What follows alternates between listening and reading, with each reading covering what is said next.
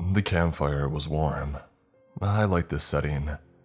Seth and Colton were on either side of me surrounding the fire, staring at it intensely just like me. We were all alone in the forest. I told them that I needed to get away from my family. I loved being in the wilderness, and though I was often a solitary person, my best buds were the only people that could comfort me in times like this. Thank you guys. I know sometimes I'm not easy to be around with my moods and everything, but this truly does mean a lot to me, and coming out here to accompany me in the forest. The forest that we were in was vast, but we were on the edge and near the trail, and if we got in any danger, we came prepared with tons of camping gear and a GPS, plus some physical maps too. Strangely though, this small area seemed to be unmarked on the map. However, I figured we didn't need to worry since we were prepared for everything else. It also helped that it was January and no one seemed to bother with being out here, since they were all seemingly wrapped up in their New Year's resolutions. Seth responded, "Hey, of course, Matic, my little bro." He rubbed his knuckles on my hair semi-affectionately, and I pushed his hand away since I really liked physical contact, especially out of the blue. I stared at Colton awaiting a response. He might have been the bag of rocks per brains in our group, but he was my friend and that was all that mattered to me. "Hey Colton, you there, man?" I waved my hand in front of his face. His eyes were dull and distant as if he was zoning out, and then he suddenly snapped up and exclaimed, Gotcha, sure, I'm here," he laughed, content to see me alarmed by his jump scare. "What the heck, man? Whatever, Colt, let's see if we can get some stories going. It's getting dark out. It's the perfect time for some stories, don't you guys think?" I said while discerning their reactions. I wanted to escape my bleak reality by at least telling each other some stories, especially scary ones. Colton's ears perked up when he heard that. "Alright, I got one. Prepare your ears for this one." It was a late summer night. 3 guys around our age went out for a little late night snack. They had hopped in their truck and along the way they spotted some, let's say, strange things. Colton looked around at Seth and I to gauge our reactions. I had no reaction, but Seth was vaguely curious. Colton continued. "The guys had seen fires burning in the distance while driving, but they couldn't tell from what. As they got closer and closer to the store, the fires seemed to get closer, as if they were moving in on them. This was in the middle of nowhere, so seeing fires was odd but not the oddest thing in the world for them. But to see them move was definitely out of the ordinary. The fires started moving at a much quicker pace, gaining on the truck. The guys were getting scared at this point, so of course they sped up. The fires, however, spread to the road and stopped in front of the truck, so the guy driving the truck decided to stop. The other guys were confused as to why he would do that. The guy driving says, "We can't outdrive it. We've been driving for 15 minutes now, and the fires have matched our pace even when we speed up. I think I'm gonna go check to see what it is." The other 2 guys in the truck were shocked. They couldn't believe that he decided to confront what appeared to be fires that can move and keep up with the truck. As he jumps out, he seems to be in a kind of trance, and they see him disappear into the dark. After about 10 minutes, they start to worry, and they decide to go out and look for him. To their surprise, he's burnt to an absolute crisp. They try to run back into the truck fearing for their safety, but the doors are locked. They feel a heat behind them. They turn around to see a fire in the shape of a man, and that was the last that anyone had heard from them. Apparently, some people witnessed this, and that's how the legend began. I paused before offering my opinion. I glanced over at Seth, who seemed a lot more visibly shaken than me. Colton, sensing both of our reactions, seemed a bit upset at my indifference. He frowned at my expressionless face. I then said what I thought about his story. Not that great, man. Honestly, we're out here in the woods and you would think anything would scare us out here. But that was truly a weak offering that you gave us. The ending was pitiful, and I could see it coming from a mile away. I tend to be very blunt with my opinions, especially when I'm not exactly in the best mood. Colton scoffed. Alright, you know what? If you're not scared, how about you tell us a story then? He elbowed Seth while smirking and waiting to see my response. I decided against it.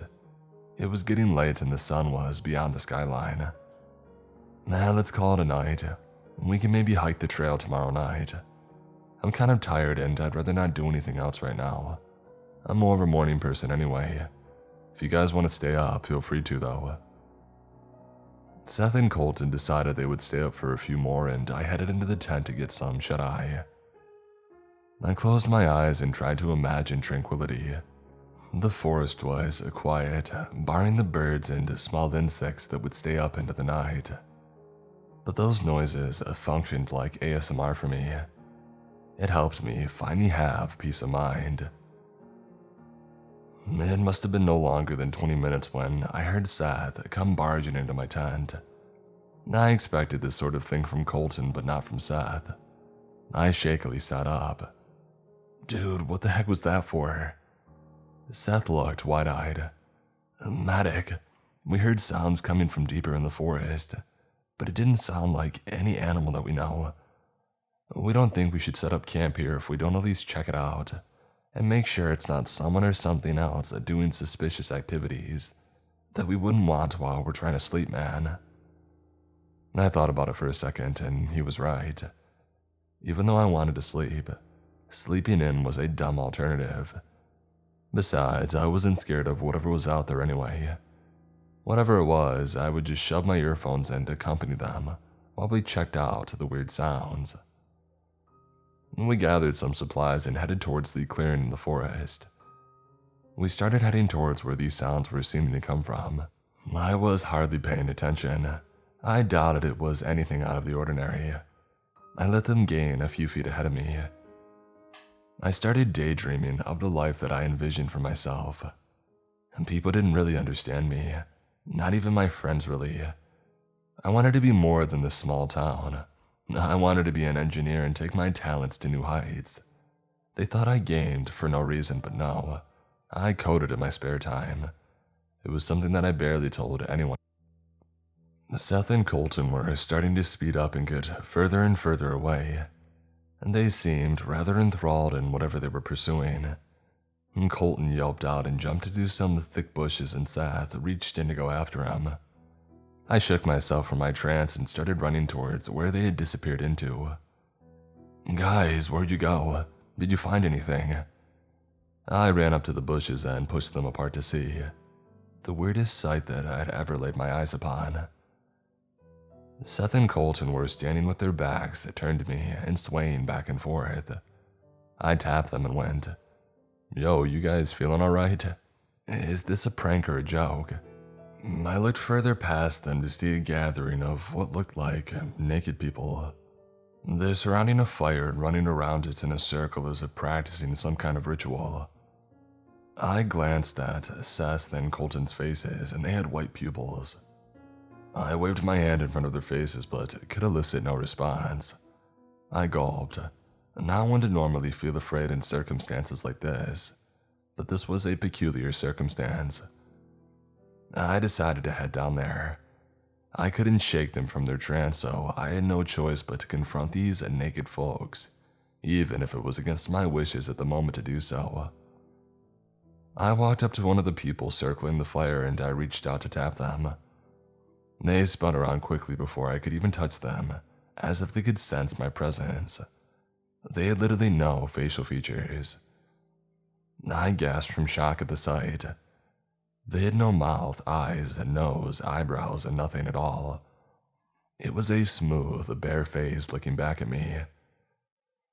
The one facing me emitted a high-pitched frequency, as if they were in defense mode for me approaching them, and the others turned around as if on alert and emitted the same sound. I covered my ears to shield myself from the pain. I turned around to see Seth and Colton shaken from the trance. I guess the frequency had awoken them. I ran towards them and yelled, "Run! We have to get the heck out of here!" They spotted these strange creatures behind me and wasted no time and sprinted towards the bushes to push towards the path. Once I caught up to them, they breathily let out the words of desperation. They questioned me one by one. First Colton, who came by to no surprise to me. He was the most cowardly of us all, but he was still my friend, and this situation was unexplainable anyway. "Dude, what were those things? They looked like they had no face," he yelped while gasping for air, while sprinting forwards through the thickets and bushes in the forest. Next came Seth. "We should have never come here, man. I told you that it was a bad idea.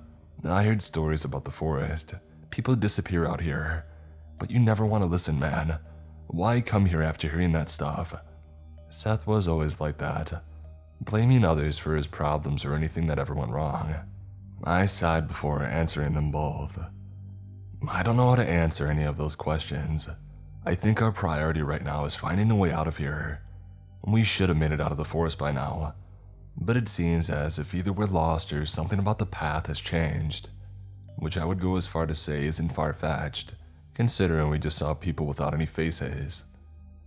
I grabbed both of their shoulders and halted them in their tracks. "We can't go any further until we figure out a way to evaluate our surroundings." They looked at me in fear, but both nodded in agreement. I couldn't tell if what was in front of us was even real, but I had to take it as a fact. So I went with that as the first established basis, or else I would drive myself crazy. The next was that if we traveled in a straight line, that it was maybe our best odds out of the forest. But then again, it could throw us deeper into the forest and leave us here for the night. I had one ace up my sleeve though.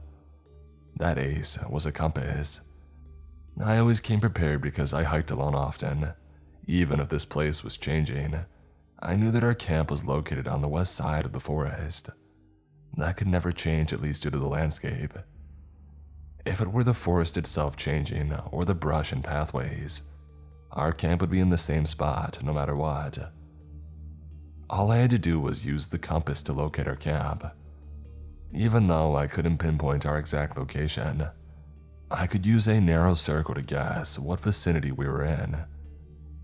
I located that on the map. Bearings helped with this as well. I tried my best to scan for any landmark that I could recognize, any hills, rivers, etc. If the forest was truly changing anyway, this would allow it to be much easier for me to locate a way out of here. I spotted a huge hill outside of the forest that could never move and decided to use that as my landmark. I found the hill on the map and decided to use my best of knowledge of bearings and lining it up with my compass to figure out where on the map we were. Once I did, I told Seth and Colton and said that we had to travel in the direction that I was leading them to get out, and we started heading that way. It was like the forest sensed that we were trying to get out. It started moving in front of us. The bushes moved to block our path and we stumbled and fell, and we heard footsteps approaching. We all slowly turned around while sitting on the ground to face what we knew was coming. The naked and no-face people were behind us and they were bare-skinned and hairless. They looked like they were straight out of a factory, and they were made of Play-Doh. I have no idea what they were actually made of. They didn't seem human, or even organic for that. They continued to emit a weird frequency. I picked up a rock from nearby and smashed it over the heads of one of the beings, and its head surprisingly dented inwards, like it was made out of some kind of synthetic material. I turned back in disgust, and I looked at Seth and Colton. They both reeled in horror. They were at a loss for words. "We gotta get the heck out of here, man," Colton screamed. We started running full speed and we ran through bushes, riverbanks. We saw animals, but they all looked extremely fake.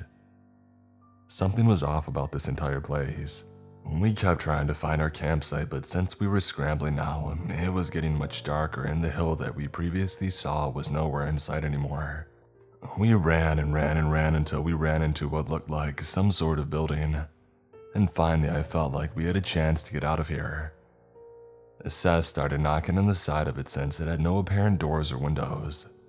"Hey, we need some help, please, we're stuck in this forest and we can't find a way out." No response. Not that it was a surprise, really. The building seemed closed off for any sort of visitors. However, there were strange sounds that started to emanate from the building, like buzzings and beeps as if it were an operational machine. Maybe this wasn't a building after all. I turned to my friends. "Guys, maybe this isn't a real building, maybe it's some kind of facility. I wonder if it's how these weird creatures came to be, how this whole weird forest came to be." Seth looked up at the facility with confusion and then understanding. "Okay, I have a plan then. We can't keep banging on this building like that. Maybe this is really the key to getting out of here. If people are doing weird experiments in the middle of this godforsaken forest, then they have to come out eventually to test the results." Colton was shaking and trembling. "I agree, man, we gotta do something to get the heck out of here. Maybe that's our best bet." So that's what we decided to do. The creatures were nowhere in sight for now, so we hid in some shrubs and waited. Hours eventually passed and it was starting to get much darker out. Bugs were making their nightly rounds and the air was tense and rigid. Colton was falling asleep, but Seth was awake and alert. As for me, I was indifferent. I had no idea what to think. The creatures had made an appearance since we last saw them, and we had no idea what to do. I decided to take matters into my own hands. "Screw this, I'm going up to this stupid building. I have a feeling they'll react to what I'm about to do." Seth reacted in shock, instinctively asking, "What are you doing? We're supposed to wait for them to come out." I rushed up to the building and found rocks the size of my head. These rocks were heavy but enough to do damage to that building if I could build enough momentum. I started circling around, swinging the rock in my hand, getting ready to launch it at the building, when I heard a whoosh sound come from the direction of it. I saw a slit in the side of the building that was open. I gestured to Seth and he nudged Colton awake, and they both ran over and were equally as shocked as me. The door stood ajar, mist flowing out of it. It was dark and a void lay beyond it. I gulped but edged closer with Seth and Colton not far behind. As we stepped in, the door slammed shut.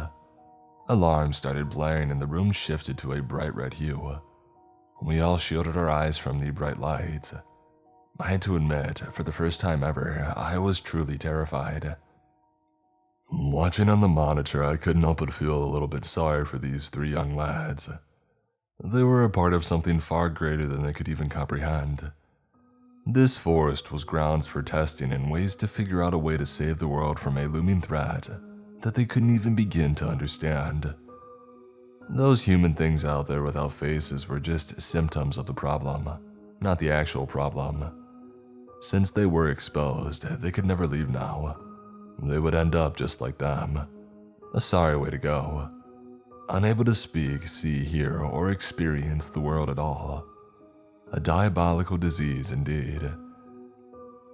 "Professor, we have contained them. What's the next move?"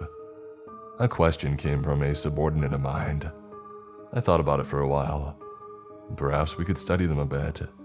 We hadn't collected specimens before they reached a critical containment stage in which we could no longer keep them within the facility. Keep them under strict observation and don't tell them anything. I want to run some tests and I have no idea how they stumbled into this forest. It's highly secure from the rest of the population. This particular area of the forest is in fact a pocket dimension, as you know. So it's highly unlikely that they could have stumbled across it by chance. But yet here they are. This is an anomaly for certain. There must be something unique about them and we'll figure it out. I shut off the monitors. These three boys would be here for an indefinite period of time. I couldn't risk them infecting anyone else. It's sad their lives had to turn out this way, but hopefully it wouldn't all be for waste. Maybe they were the key to solving all of this.